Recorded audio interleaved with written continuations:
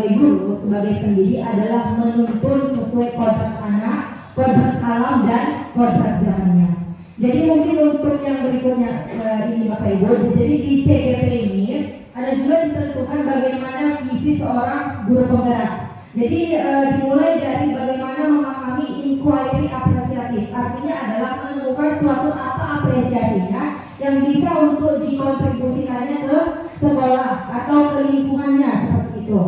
Nah, dalam hal ini inquiry apresiatif juga dapat mengidentifikasi hal baik apa yang telah ada di sekolah dan mencari cara bagaimana hal tersebut dapat dipertahankan dan memunculkan strategi untuk mewujudkan perubahan ke arah yang lebih baik. Jadi itu juga berkenaan dengan visi kita tadi. Kalau misalnya visi sekolah kita selama ini sudah baik, kita pertahankan.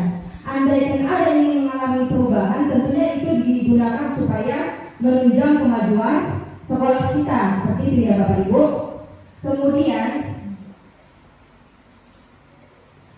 ini dia visi guru penggerak oleh saya merumuskan sendiri adalah menjadikan peserta didik yang religius dan cerdas berlandaskan. Jadi dia hanya berlandaskan, kebetulan memang kita udah menganut kurikulum merdeka, profil pelajar Pancasila. Jadi memang itu diikutkan di dalam visi. Seperti itu ya.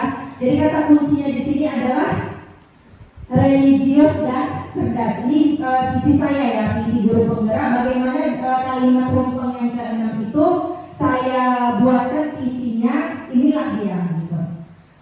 Kemudian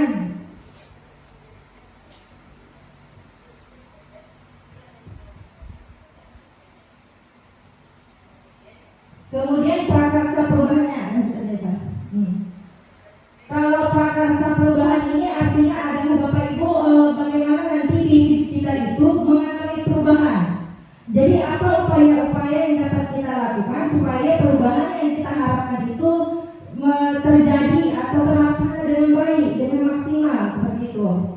Ini dia meningkatkan kreativitas. Jadi dari visi guru penggerak tadi yang saya rangkum, apa prakarsa perubahan yang mau saya lakukan gitu, yang berkenaan dengan visi saya tadi. Jadi di sini saya membuat yaitu meningkatkan kreativitas peserta didik untuk memperoleh dan menerapkan pengetahuan, informasi dan keterampilan melalui pemanfaatan teknologi. Jadi kebetulan kemarin pada saat diskusi dengan fasilitator, usahakan dari ke-6 dimensi ini ada yang diikutkan gitu. Ada 6 dimensi. Jadi bisa saja mungkin teman kita lebih condong untuk menguasai bagian yang kiri mungkin atau yang bernalar kritis. Artinya memang tidak terlepas lagi dari P3 itu. Jadi kalau saya ambil yang bagian kreatif. Jadi memang meningkatkan kreatif anak murid kita. Lalu selanjutnya, jadi setelah penjabaran visi tadi kita buatkan yang namanya Bagja. Jadi Bagja ini singkatan. B-nya itu buat pertanyaan utama. Ini dia. Jadi berkenaan juga sama kalimat rumpun kita. Kemudian ambil pelajaran, gali mimpi, jabarkan rencana dan atur eksekusi. Jadi kalau misalnya nih ya Bapak Ibu mengetes pemahaman, ini yang saya bagikan kalimat rumpun ini masuk tahapan mana? Ada Bagja, B-A-G-J-A. Berarti kalimat rumpun itu yang kita atau yang saya bagikan tadi masuk ke bagian atau tahap mana? Yang B ya Bapak Ibu. Jadi berkenaan juga sama visi kita tadi, sudah kita buat pertanyaan ini, kemudian kita dapat kalimatnya, baru nanti selanjutnya ambil pelajaran. Ambil pelajaran ini bisa kita adopsi dari, baru kita adopsi misalnya dari sekolah-sekolah yang unggul atau karakter-karakter yang memang udah nyatanya sudah terlaksana dengan baik seperti itu. Kemudian nanti gali mimpi, dari mimpi yang sudah kita impikan nih kita gali, artinya kita laksanakan.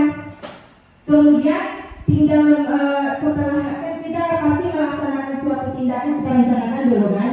Artinya memang biar maksimal kita rencanakan dulu dari awal. Habis itu langsung ke atur eksekusi, berarti sudah langsung actionnya. Berkenaan dengan visi tadi, lanjut.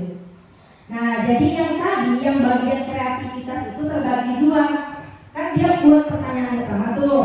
Jadi ada pertanyaannya dan apa kira-kira tindakan yang kita lakukan. Nah, lanjut ke sana. Pertanyaannya di sini adalah bagaimana cara meningkatkan kreativitas peserta didik melalui pemanfaatan teknologi. Nah, jadi kira-kira tindakan yang bisa saya lakukan nantinya yaitu melakukan diskusi dengan kepala sekolah, rekan sejawat, kemudian mencari referensi dan praktik baik tentang cara meningkatkan kreativitas peserta didik melalui pemanfaatan teknologi. Kemudian mencari tahu karakter peserta didik kita berdasarkan asesmen diagnostik. Jadi sebenarnya yang bagian teknologi sudah kita laksanakan ya waktu kemarin di HT. Nah, jadi itu yang pertanyaan utama. Yang bagian ambil pelajaran, pertanyaan yang timbul itu adalah siapakah guru yang ahli di bidang teknologi dan selalu memanfaatkan teknologi dalam pembelajaran di kelas, gitu. Kemudian teknologi apa yang digunakannya? Kemudian bagaimana ya cara memilih media teknologi yang tepat agar memang terjalin kreativitas murid tadi, gitu. Jadi tindakannya itu mencari referensi dengan tokoh guru yang ahli di bidang teknologi, kemudian kita cari berdasarkan media boleh ya, medsos seperti itu ya. Kemudian yang ketiganya adalah G, gali mimpi. Pertanyaan yang timbul itu kira-kira apa ya pemanfaatan teknologi dalam pembelajaran ini, apa memang dapat meningkatkan kreativitas peserta didik gitu. Kemudian bagaimana agar pembelajaran berbasis teknologi ini dapat diterapkan pada guru mata pelajaran yang lain. Kemudian apakah ada keterkaitan antara pemanfaatan teknologi dalam pembelajaran dengan dimensi profil pelajar Pancasila gitu. Nah, kira-kira tindakan apa yang saya buat nantinya? Membuat gambar observasi tentang kreativitas peserta didik. Nah, kemudian melakukan kolaborasi melalui tim teaching misalnya untuk memberikan pembelajaran berbasis teknologi. Lalu mencari referensi tentang dimensi P3 dan berkonsultasi dengan orang yang kompeten memang di bidang itu. Kemudian yang J, rencananya lagi Bapak Ibu, apa langkah yang saya lakukan nanti?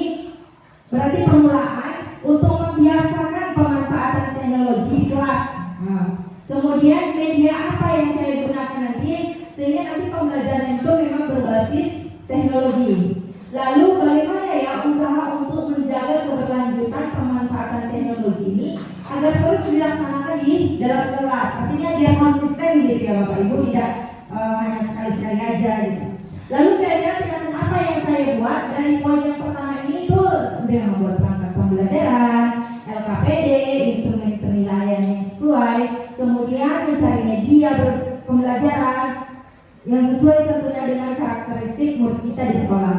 Kemudian pemberian reward pada peserta didik yang memiliki kreativitas yang tinggi. Untuk yang ketiga tadi Ibu saya ada mungkin yang ingin saya sampaikan. Kebetulan ini kan modulnya 1.3, ada pembelajaran modul 1.4 ya Bu PP, budaya positif. Ternyata katanya reward dan hukuman itu tidak baik untuk anak. Ya Bu PP ya. Jadi itu bisa mematikan atau mematahkan kreativitas anak didik. Jadi banyak tanggapan-tanggapan kami yang CGP ini, kok iya gitu. Ya Bu ya. Jadi ternyata seperti itu. Termasuk reward itu ya. Hukuman dan reward. Hadiah. Ya, reward. Justru bisa mematahkan dan mematikan kreativitas. Kalau dia asumsinya begini Bapak Ibu, artinya murid ini dia memang tujuan utamanya hanya itu. Misalnya di sesi 2 nih, kasih uang misalkan 10.000. Kalau gurunya nggak ngasih lagi uang 10.000, itu dia nggak semangat lagi. Gitu. Jadi dia, nggak ada hadiah, nggak mau belajar lagi. Gitu, dia asumsinya seperti itu. Kemudian hukuman juga begitu. Artinya dia baik karena hukuman, tidak dari kebiasaan ini. Ya mungkin itu ya Bapak Ibu ya. Kami lihat di SD, di tempat anak kami di SD. Kausa itu untuk pemberian reward itu memang kalau kita hanya memberikan untuk yang juara mungkin ya akan seperti itu mematahkan semangat. Tetapi kalau memberikan hadiah itu diberikan untuk kesemuanya. Tetap kita memuji yang juara, tetapi hadiah dapat semuanya. Itu kalau di SDA Pausar itu saya lihat. Jadi itu mungkin bisa memberikan semangat. Tetapi kalau kita pikir memang kayaknya ini seperti itu, hanya memberi kepada sang juara. Besok datang pulang, guru datang lagi, kemudian ada kuis yang menang dia juga kan. Nah,